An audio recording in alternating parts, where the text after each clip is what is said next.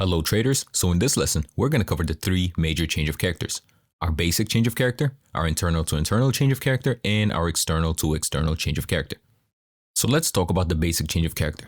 So as you can see, price here is in a downtrend, making lower lows and lower highs. But at a certain point, your lower high gets broken. And once price comes back inside of the range, looks for internal liquidity, price will change character. And this is your basic change of character. So let's take a look at this basic change of character. So price was in a bearish trend, making lower highs and lower lows, lower highs and lower lows. But at a certain point, price would make a higher high. Instead of continuing the trend of lower highs, price made a higher high. So once price comes out of this range, knowing that this swing right here and this swing right here, this is your range, price will come back inside of the range to look for internal liquidity, which in this case would be this demand order block. And price would use this demand order block to change trend and start a bullish trend. And you can see it in a linear point right here. Price was making lower lows and lower highs, lower lows and lower highs, lower lows and lower highs. At a certain point, price would make a higher high. And this is the first sign of a change of character. And once price comes back inside of the range, price would look for internal liquidity, which could be your point of interest, to change character. So let's take a look at internal to internal change of character. So as you can see here, price is making lower lows and lower highs. And of course, reacting from inside of the range. So the same thing happened here. Price reacted from inside of the range. But instead of breaking structure, price found rejection in your demand extreme zone. And your demand extreme zone will always be the bottom of your range. So price never escaped the range. Price stayed inside of the range and found resistance, got trapped between the buyers and the sellers to change character. Let's take a look at this example of internal to internal change of character. So as you can see, price been in a bullish trend right here. Price been making highs, higher lows, higher highs, higher lows, higher highs. And what you can see here is price been reacting from the extreme of the range. So as you can see here at this rejection point, price reacted from the extreme of its previous range. And once price made this high and retraced low, price wanted to react from this level to continue this trend. So you were expecting this level to break and price to continue a bullish trend, but that didn't happen. And the buyers from this area got stopped by the sellers of this extreme. And this is your internal to internal change of character, where the buyers that came in right here were not enough to overpower the sellers at the extreme of this area. And the sellers from this area reacted. And price broke structure and started a bearish cycle. And an easier explanation would be in your line graph. As you can see, higher highs, higher lows, higher highs, higher lows, higher highs. And you would think that price would react from the extreme right here to continue this trend right here. But no, instead of continuing a bullish trend, price found rejection where the sellers are at and broke structure. And this is your internal to internal change.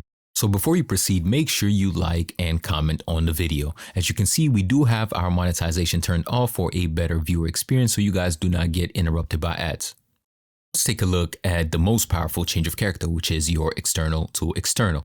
And again, it doesn't happen that often, but it does have the highest probability. So as you can see here, you have a bearish trend. What price would do is it would show you a sign of a basic change of character. And price will come back inside of the range. So price took out the swing high and came back inside of the range and took out the swing low.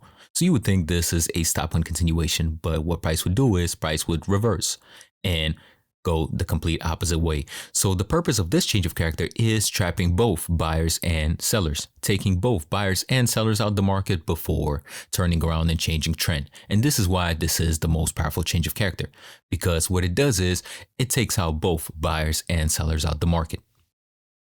So let's take a look why external to external change of character is the most powerful. So as you can see here, price been in a bearish trend. Price been in a bearish trend. So once you have your break of structure right here, price instead of making a lower high, price made a higher high. What happens here is there's multiple traps being set. So a support and resistance trader will try and take a setup right here. They will try to take a long setup right here. They would think that price will continue higher. And your Smart money trader will try and take a basic change of character trade right here. Their entry would be right here, and their stop loss would either be right below this swing or below this swing. So when an external happens, it takes out both smart money traders and retail traders by taking them both out of the market and going along with the change of character. So let's take a look. So now you have your buyers here being trapped and your sellers here being trapped. So this is an external to external. So again, anybody that purchased price right here, their stop loss has been taken. Anybody that sold price right here at the basic support and resistance, their stop loss has been taken. And anybody that sold at bought at this level, their stop loss has been taken too. So this is why this is the most powerful change of character, because price takes out all the participants before changing character.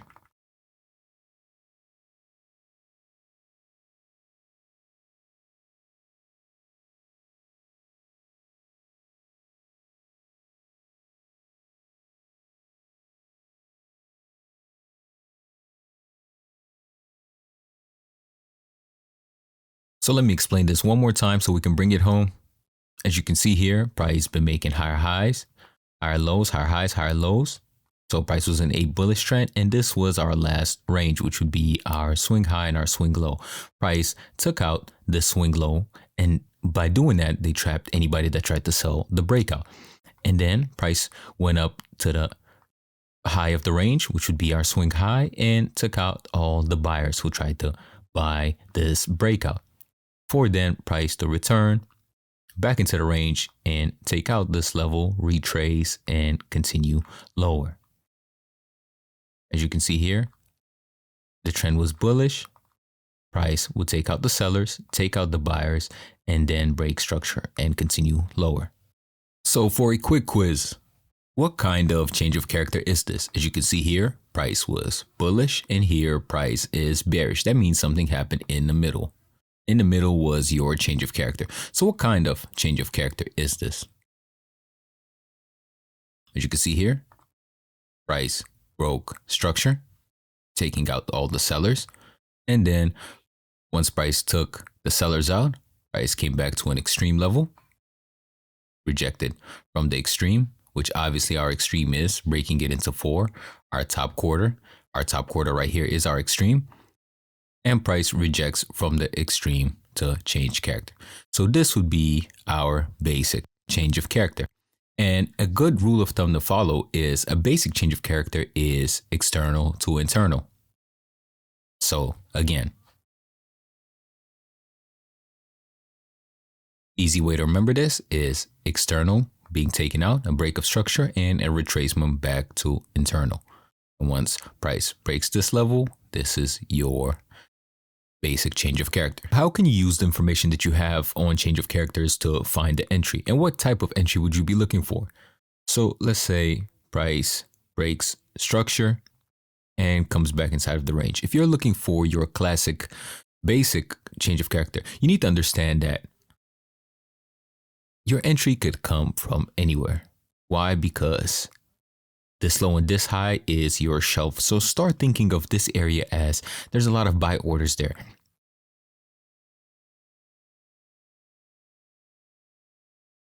Start thinking of this area as there's a lot of buy orders. So inside of this area now you have your point of interest and price, which price could react from.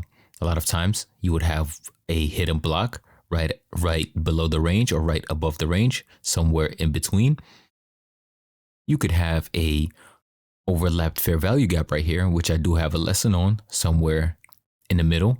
Could be somewhere a little bit below your 50%. So it would be somewhere here. And of course, you would have your entry at your extreme. So these are your three entries. A lot of times, price does not get back down all the way down here, even though this would be the safest entry. A lot of time, price can just, once it breaks structure, once it touches the shelf, it reacts. And other times, price would retrace to your fair value gap. So you do have three options. So it's up to the trader to decide what type of entry do they want to focus on. And what you mainly want to do is, as a trader, you don't want to just trade all three point of interest. You want to kind of form your strategy to basically rely on one type of entry. So if you're an extreme trader, so if you like trading extreme scenarios, then you strictly trade the extreme scenario. If you are once price breaks out the range and retraces back to the nearest hidden block or retraces back into the shelf and you're comfortable with a wider stop loss, that would be your entry. And if you're a fair value gap trader, then you should strictly trade the fair value gap. So let's take a look at this example. So what do you have here? You have your change of character, and where are your entries? So like I said previously, you have your hidden block right here. It will be the last order block prior to the movement above. This would be one of your entries. Your second entry would be somewhere around the 50%, which would be right here. And your last entry would be at your extreme. So again, as a trader, you're mapping out your strategy in a way where you're comfortable. If you are comfortable with high risk, you're choosing your first one. Moderate risk, somewhere right here. And then low risk, you're picking your extreme. So again, you don't want to one day trade the hidden block, then the next day you trade a 50% trade, and then the third day trade an extreme. You want to kind of form your trading strategy into specifically trading one. So if you are a hidden block trader, then you are obviously lining up your entry somewhere here, and what you want to do is you want to back test and figure out where would your stop loss be and where your take profit would be, right? If you are a fair value trader, then you are looking for your stop loss and your TP. So you're basically experimenting with different type of entries as your back test goes, and you're collecting data on what works the best. And if you're an extreme, obviously the same thing. Let's take a look. Let's say you are a hidden block trader, and the safest thing, in my opinion, to do, you would map your hidden block right here and the swing that formed the hidden block and the previous low, and you would put your stop loss at the 50% of that range.